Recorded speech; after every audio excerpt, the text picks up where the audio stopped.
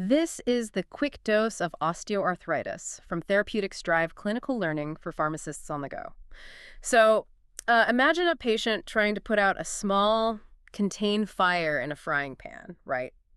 But they do it by taking a fire hose and deliberately flooding their entire house. Right, they ruin the floorboards, short out the electrical system, destroy the furniture, all just to put out that tiny localized flame. Exactly. And that's exactly what happens thousands of times a day at pharmacy counters globally. Oh, absolutely. Patients swallow these systemic pills for localized joint pain, and they're inadvertently exposing their entire gastrointestinal tract, their kidneys, and their cardiovascular system to potentially severe adverse events. It's wild when you think about it like that. Right. Okay, let's unpack this, because this deep dive is all about bridging the gap between updated clinical evidence and what patients are actually doing in the aisles. Yeah, and we really need to, because osteoarthritis is arguably the most ubiquitous chronic condition you will see in daily practice. Oh, for sure. I mean, we're talking about roughly 32.5 million Americans alone, right? Not to mention the massive numbers we see here in Australia and globally. It's staggering. It is the leading cause of chronic mobility disability worldwide. You have patients dealing with this nagging daily pain, and because they are desperate for immediate relief, they just bypass us. Yeah, they head straight to the over-the-counter section. Exactly. They hit the OTC aisles, start independently stacking medications, and they're completely unaware of the physiological toll it's taking on their bodies. So why is this specific condition driving such problematic self-medication? I mean, before we fix the medication errors, we probably need to look at what's actually happening inside the joint, right? Yeah, we have to start there. Yeah. Because patients constantly come in describing their osteoarthritis as just simple wear and tear. Right. They treat their bodies like a car tire that's just lost its tread over time. Spot on. They assume the only solution is to numb the area because the joint is essentially, dead. But that mechanical, passive view of the disease is completely outdated. Wait, so it's not just a passive decay? No, not at all. Osteoarthritis is an incredibly dynamic, destructive, and highly active joint disease. Okay, so if the car tire analogy is bad, what's a better way to think about it? Think of it more like a really disorganized construction crew trying to fix a pothole on a busy highway. Well, traffic is still driving over it. Exactly. The joint is actively trying to repair the damaged cartilage, but it's doing so in this chaotic, failing manner. You get this erratic new bone formation. Those bony outgrowths, the osteophytes? Right, along with thickening of the subchondral bone beneath the cartilage and secondary synovial inflammation. The joint is furiously remodeling itself. So it's creating this jagged, messy architecture that generates massive friction. Yeah, and that's what causes that deep nerve pain. Okay, that structural chaos really explains the clinical presentation. Like, it heavily targets the major weight-bearing joints, the knees, hips, the spine, and the hands. Right, but, when you are doing a rapid triage at the drop-off window, it can be tricky. Yeah, how do you quickly distinguish that remodeling pain from, say, a systemic autoimmune issue like rheumatoid arthritis? We only have like 30 seconds with them. The absolute fastest, most reliable triage tool you have is the duration of morning stiffness. Oh, the gelling effect. Exactly. A patient with OA will typically describe a deep, aching pain and joint stiffness that lasts for fewer than 30 minutes after waking up. So once they move around a bit, the synovial fluid circulates, the joint ungels, and they feel a bit better. Yeah, the stiffness begins to abate.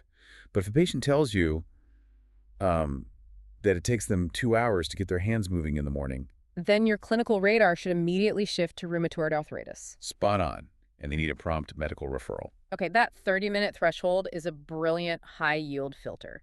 So let's say a patient fits the classic OA profile. Their knees are flaring up, and their immediate reflex is to ask us for a pill. Which is what they always do. Always.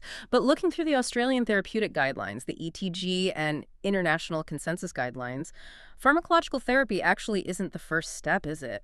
No, it's not. The guidelines are unequivocal here. Yeah. The cornerstone is non-pharmacologic. Before we even discuss analgesics, the foundation of care must be education, targeted exercise, and weight loss. Okay, I have to challenge that a bit, though. Sure. From a practical standpoint, telling a patient with severe knee pain to go exercise and lose weight, it often feels really dismissive to them. It does, yeah. And realistically, compliance is incredibly low. Are we just ticking a box here, or is the clinical impact actually that significant? Oh, the clinical impact is profound when you look at the biomechanics. The research shows that dropping just 5 kilograms, which is about 11 pounds, can actually halve a patient's risk of developing symptomatic knee OA. Wait, really? Just 5 kilos cuts the risk in half? Half. And the mechanism makes perfect sense. During a normal walking stride, the knee joint absorbs a mechanical load equal to 3 to 6 times a person's body weight. Oh, wow. So there's a multiplier effect. Exactly. Yeah. So losing 5 kilograms doesn't just remove 5 kilos of pressure. It removes 15 to 30 kilograms of physical compressive stress from that degenerating cartilage. With every single step they take. That's a fantastic counseling point. It frames weight loss not as this impossible mountain to climb, but as a highly targeted mechanical intervention. It makes it tangible for them. It really does. But let's be real. They are still going to need pain relief while they work on those lifestyle factors. And this brings us to a massive shift in the guidelines. Ah, yes. The great acetaminophen shift. Right. For decades, the undisputed champion of first-line oral therapy was acetaminophen, commonly known as Tylenol in the U.S., or paracetamol like Panadol internationally and here in Australia. It was a universal default. You started with scheduled paracetamol, and you only escalated if it failed. But recent robust meta-analyses have completely dethroned it, haven't they? They really have. Yeah. The updated data clearly demonstrates that paracetamol monotherapy is largely ineffective for chronic OA pain. So it's basically useless for this. Well, it is, at best, only modestly better than a placebo for long-term treatment. That's wild. If the data shows it's barely beating a placebo, why is it literally the first box every single patient grabs off the shelf? It's historical momentum. That, combined with an overriding fear of the adverse effects associated with stronger drugs. Practitioners have historically prioritized the perceived safety of paracetamol over its actual efficacy. But keeping a patient on a scheduled medication that provides negligible relief, that's terrible clinical practice. It is, which is why the guidelines have shifted. Now, non-steroidal anti-inflammatory drugs, or NSAIDs, represent the true first line of pharmacologic treatment. Okay, so since NSAIDs are now the primary tool, this is where that flooding the house analogy becomes incredibly relevant. Let's dive into how we deploy these drugs, starting with the distinction between topical and oral forms. The guidelines aggressively push topical NSAIDs as the absolute first line for knee OA, specifically topical diclofenac, commonly known as Voltaren. Right, and Voltaren is available as a gel, a solution, or a patch, and it's the only commercially available topical NSAID in the U.S. Yeah, and that strong recommendation is driven entirely by pharmacokinetics. Walk us through the why. So when you apply topical diclofenac to the knee, it penetrates the dermis and enters the synovial fluid directly at the site of inflammation. You're putting the fire out right in the pan. Exactly. The systemic absorption is just a fraction of what it would be if the patient swallowed a diclofenac tablet.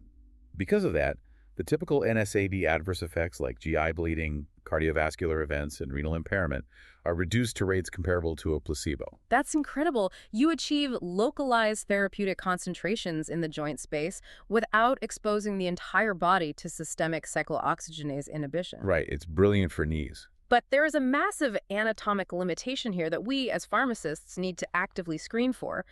Topical NSAIDs are fantastic for superficial joints like the knee and hands, but they are practically useless for hip osteoarthritis. That's a crucial clinical distinction.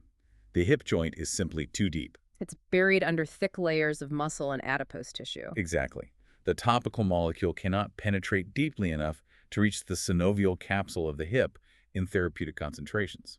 So if a patient comes to the counter buying tubes of Voltaren specifically for their hip pain, we need to stop them. Yes, please intervene. They're wasting their money and just delaying effective treatment. Okay, so if topicals fail, or if the patient has deep joint involvement like the hip, we are forced to move to oral NSAIDs. Your ibuprofen, naproxen, celecoxib. And this brings us to the crux of the safety issue. Right. To understand the danger, we need to quickly revisit the cyclooxygenase, or COX, pathways. Let's do it. So prostaglandins are lipid compounds that control both inflammation and basic homeostatic functions. They're synthesized by two main enzymes. COX2 is the inducible enzyme. That's the one that surges at the site of joint injury to produce the prostaglandins that mediate pain and inflammation. Right, that's the target we want to hit. But the collateral damage comes from inhibiting COX1. Yeah, because COX1 is the constitutive housekeeping enzyme. It's continuously expressed in the gastric mucosa to produce that protective mucus layer. The layer that prevents stomach acid from digesting the stomach wall. Exactly. And it's also vital in the kidneys, right? It synthesizes the vasodilatory prostaglandins that maintain blood flow through the afferent arteriole. Right. So when a patient self-medicates with a non-selective oral NSAID, like over-the-counter ibuprofen, they are blindly shutting down both pathways. They get the pain relief by blocking PIOX2, but they simultaneously strip away their stomach's protective lining and constrict their renal blood flow by blocking PIOX1. And that mechanism directly translates to the clinical statistics. Chronic use of non-selective NSAIDs carries a 1.5% to 4% annual risk of serious gastrointestinal complications. Like ulceration, perforation, and severe bleeding. Which naturally leads to the question, how do we mitigate that GI risk if an oral NSAI is absolutely necessary? Well, obviously, we want the lowest effective dose for the shortest duration. But for high-risk patients, like the elderly or those with a history of peptic ulcers, the guidelines offer two distinct pharmacological strategies. Okay, what's the first one? The first strategy is to use a standard non-selective NSAID, but co-prescribe a proton pump inhibitor, a PPI. The PPI suppresses gastric acid production, artificially compensating for the loss of that protective mucus. Got it. And the second strategy? The second is to switch the patient to a selective COX2 inhibitor, like celecoxib, by preferentially blocking the inflammatory enzyme and largely sparing the COX1 housekeeping enzyme.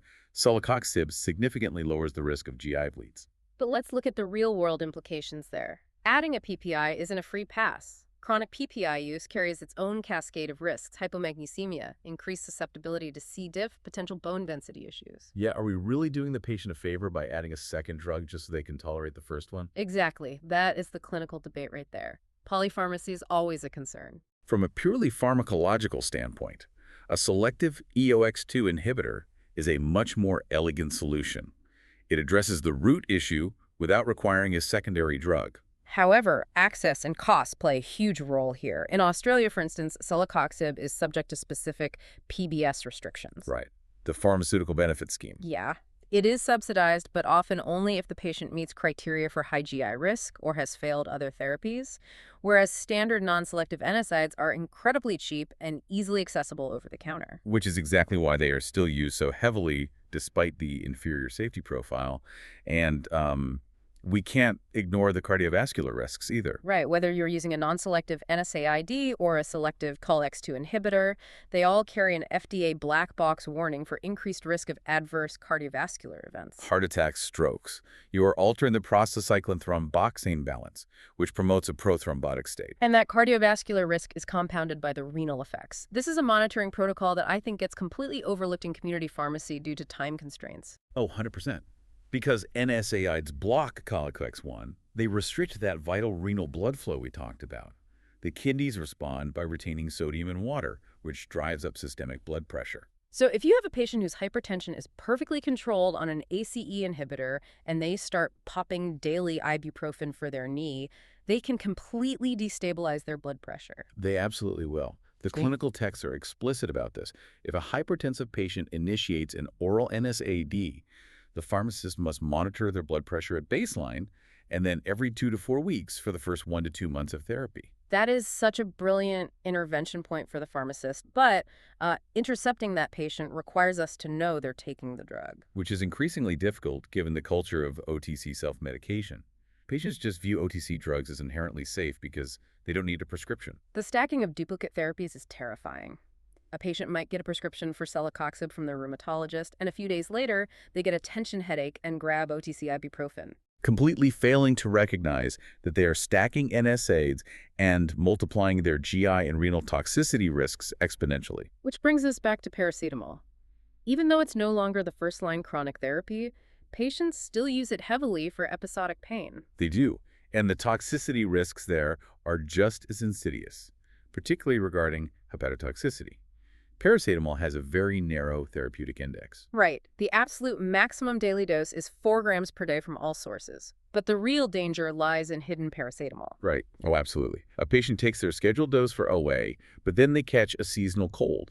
They go to the pharmacy and buy combination cold and flu sachets, unaware that each sachet contains another 500 to 1,000 milligrams of paracetamol. So within 24 hours, they have unwittingly pushed themselves into dangerous hepatic territory.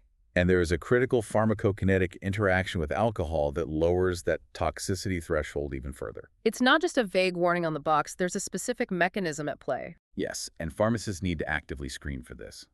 The metabolism of paracetamol relies partially on the CYP450 enzyme system, specifically CYP2E1, which converts a small amount of the drug into a highly toxic metabolite called NAPQI. Normally, the liver rapidly detoxifies NAPQI using glutathione, right? Correct. But chronic alcohol consumption, which is defined here as more than 2 to 3 drinks daily, actually induces the CYP2E1 enzyme. So the liver becomes hyper-efficient at creating the poison. Exactly. It turns out NAPQI much faster than normal, rapidly depleting the liver's glutathione reserves. And once glutathione is exhausted, NATQI binds directly to liver cells, causing massive hepatic necrosis. Because of this induced pathway, the maximum daily dose of paracetamol for these patients must be strictly capped at 2.5 grams per day. Wow, that is a perfect example of why the pharmacist is the final safety net. Let's pivot slightly to patient compliance, though, because even when we get the drug selection right, therapy often fails due to mismanaged expectations. I see this constantly. Right. A patient gets an oral NSAID, takes it for 3 days, decides, oh, it doesn't work, and throws the bottle in a drawer. That is a fundamental failure in counseling. We have to differentiate between analgesic onset and anti-inflammatory onset. Meaning the pure pain relief aspect can kick in quickly, but the inflammation takes longer. Exactly. The pain relief can happen within a few hours. However, suppressing the deep cellular inflammation in that joint capsule takes time. So what's the actual timeline we should be telling them? The guidelines stress that the full anti-inflammatory response of an oral NSAID requires a continuous 2 to 3 week trial. If they take it sporadically or quit after 72 hours, they haven't given the drug a legitimate physiological chance to work. So the key message at the counter is continuity. Take this exactly as prescribed for 3 weeks before you decide it's a failure. That shifts the expectation entirely. It really does. Now, before we wrap up, we have to address the supplements aisle. Glucosamine and chondroitin take up massive real estate in every pharmacy. They are everywhere. The marketing is relentless, pushing them as chondroprotective agents that will just magically rebuild cartilage. What does the actual clinical consensus say? The clinical data simply does not support their use.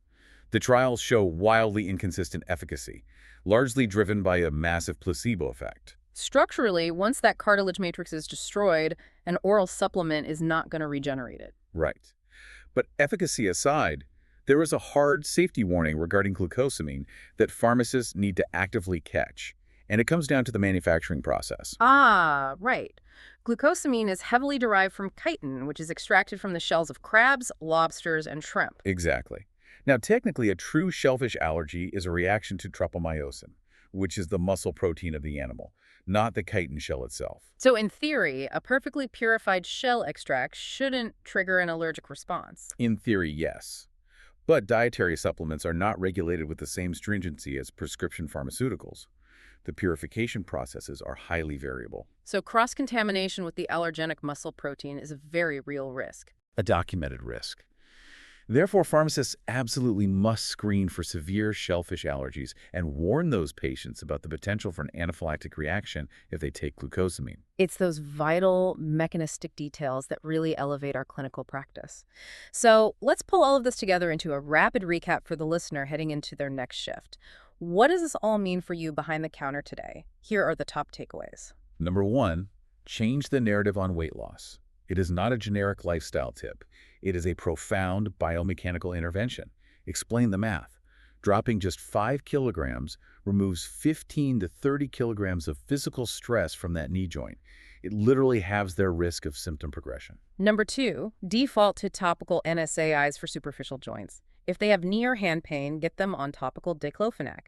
You bypass the systemic COX-1 inhibition, shielding their gastric mucosa and preserving their renal blood flow. But remember, the anatomic limitation topicals will not penetrate deep enough for hip osteoarthritis. And third, when systemic therapy is unavoidable, you must actively hunt for the hidden dangers.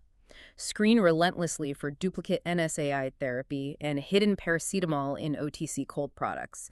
And if a hypertensive patient starts an oral NSAID, lock in a blood pressure monitoring schedule for baseline and every 2 to 4 weeks. I want to leave you with a final thought to ponder as you step behind the counter today. We've established that for superficial joints, topical diclofenac offers localized pain relief comparable to oral NSAIDs, but with systemic side effects virtually equal to a placebo. It's all the benefit with almost none of the systemic risk. Exactly. Given that undeniable pharmacological reality, why is our patient culture still so overwhelmingly biased towards swallowing a pill for a localized issue? And more importantly, how can you, utilizing your clinical authority, disrupt that conditioned reflex during a fleeting 30-second consult? If you want a deeper breakdown of osteoarthritis, including treatment pathways and clinical nuances, check out the full dose version of this episode.